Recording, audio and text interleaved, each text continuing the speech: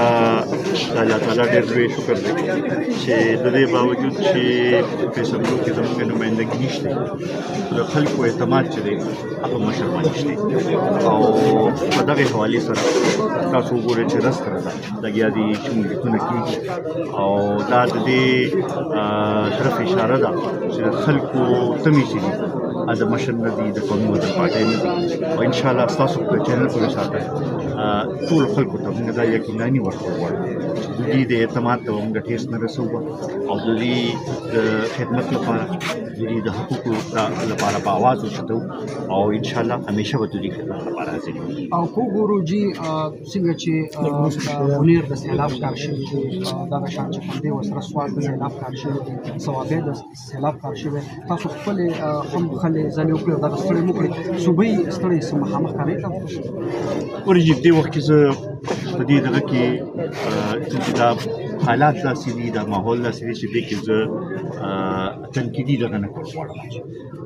زما صوبایي حکومت نن دا اپیل دی زما مرکزي حکومت نن دا اپیل دی چې په دې وخت کې پکار شي یو ځای کښېني او دې لپاره یو جامع حکومت جوړ کړي کم ریسکیو ایفرټس دي لاندې تیز کړي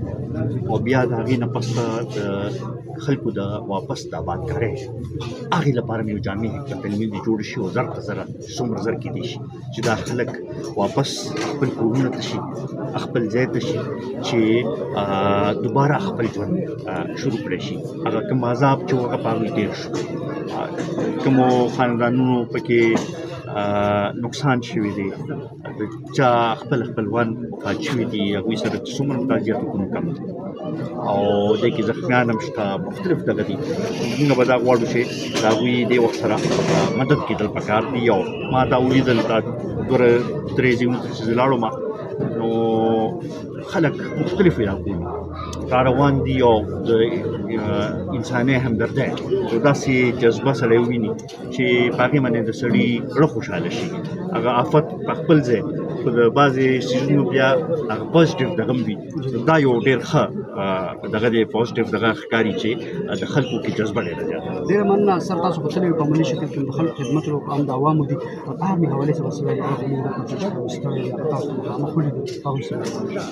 ګورې دې کې ټول خپل ایفرټس دغه کې لګیا دي که هغه مرکزي حکومت دی که صوبایي حکومت دی که هغه زموږ ادارې دي ټول خپل ځای باندې کار کوي لګیا دي څوک هم چې دې ریلیف ایفرټس کې حصه اخلي موږ د هغې ټول ستاینه کوو. ټیک ډېره مننه.